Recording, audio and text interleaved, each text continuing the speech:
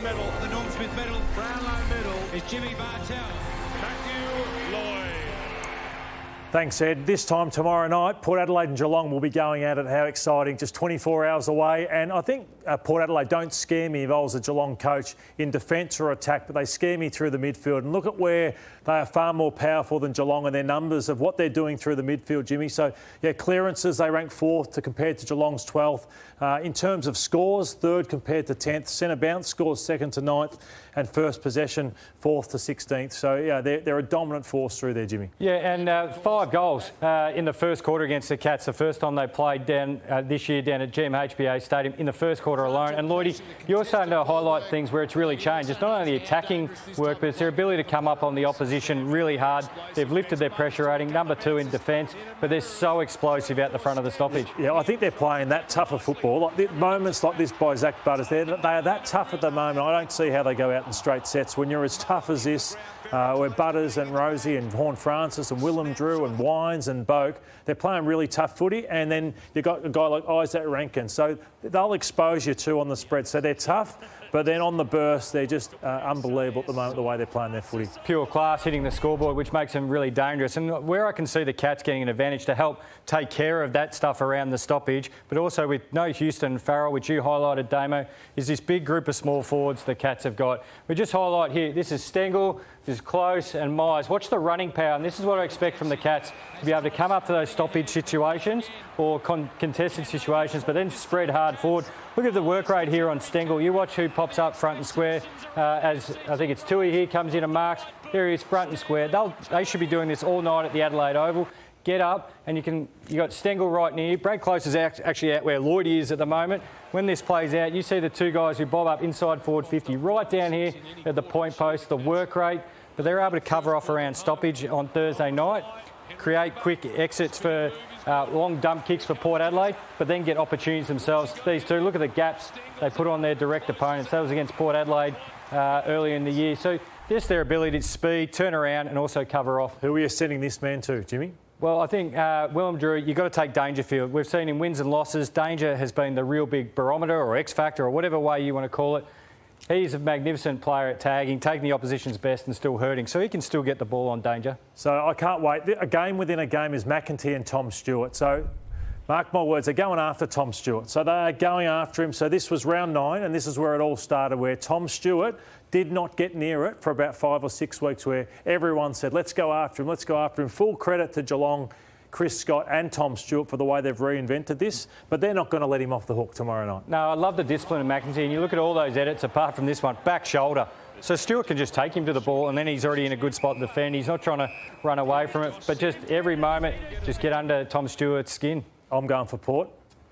I think Port just. Yeah, the second game we're going to look at, the elimination final, Western Bulldogs v the Hawks. And Jimmy, you want to look at the Hawks and where we're worried about them most, and that's the size in defence. No wonder they've gone and got Barras and Battle to fill probably this role here. These 2 guys, Frost and Scrimshaw, have been really good as being the key backs. And I wonder whether this will be Sicily or Weddle or even Jath coming in. But what I want to do is more, whoever gets this matchup needs to always keep going to be the deepest, because these 2 are defending well, but you're going to get a really big mismatch on whoever this 3rd defender is. If they're attacking, at least you take them out of the game, but you'll get a real height advantage. Hawthorn has a Toby Green for mine, and that's Dylan Moore. So that's how important I think he is to the Hawthorn Footy Club. And he's just become an All-Australian. He's tough. He's one of the hardest runners in the game. And I think he's in better form going into this final series. So you just look at what he does. Gets up high and just works back. So he's probably the hardest working forward and the most consistent forward. I'm going to talk to him about later about having one of the games of the season at this competition. So he's just about got everything.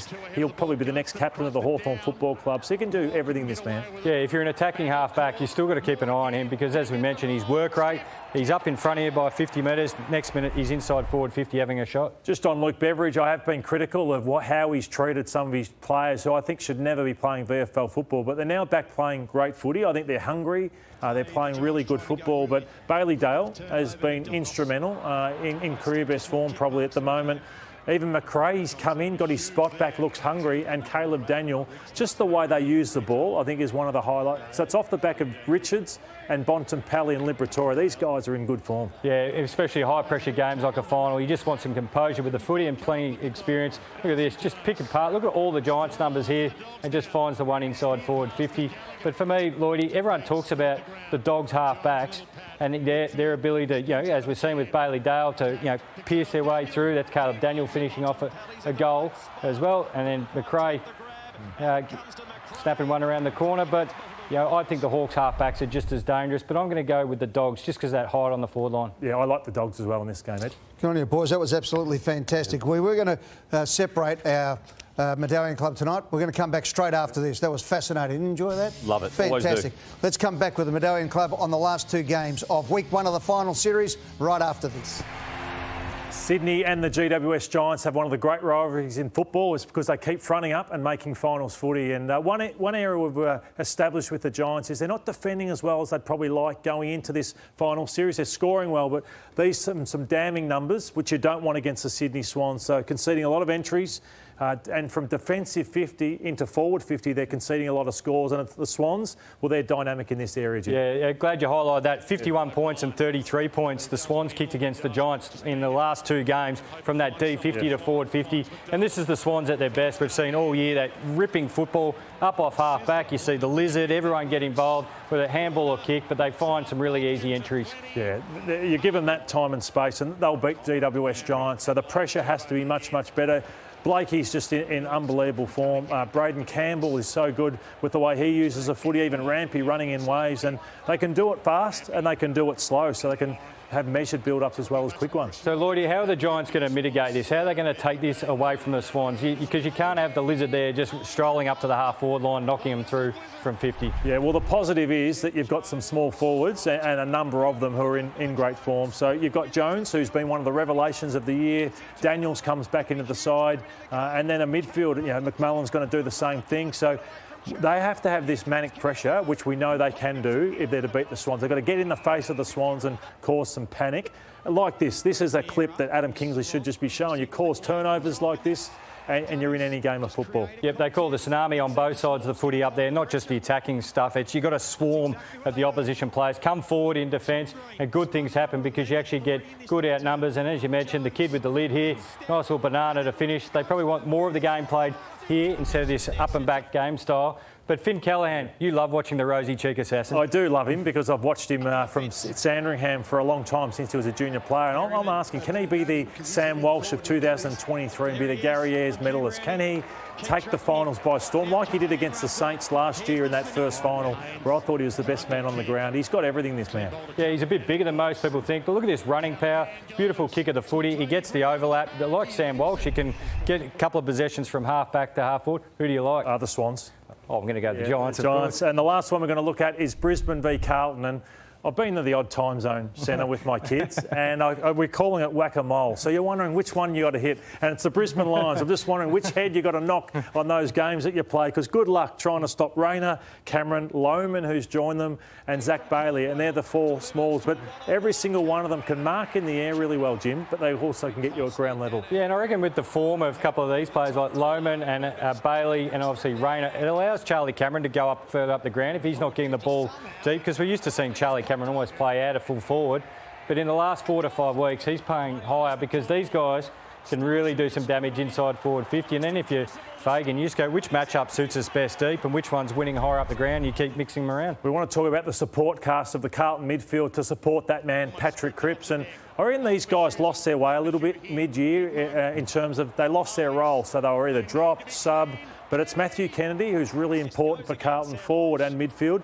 George Hewitt, he lost his spot and he's now back being a lot more confident. Elijah Holland's come to the club for this. Well, I'm wondering if one of them can be trusted to take Lockie Neal in the middle, which allows Chincotta to go back to Dane Zorko. So Zorko has been amazing since going to half-back. Of course, they had those host of injuries, the lines across the half-back line. Kitty Coleman really early in the year. This man, it was the All-Australian half-back flank because of ball use like this and really kick-started the line. So, Lloydy, some of those role players for Carlton, if they can take care of Lockie Neal, he's going to win a heap of the footy, but not dangerous ones.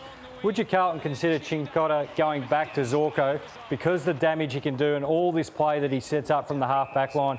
It's just lethal, this right leg here, and he's willing to take the game on. On track to win his 6th best and fairest. I think it's a good call, Jimmy, but I'm with the Lions. The Lions should win this. The Lions, I think it'll be much closer than most people think.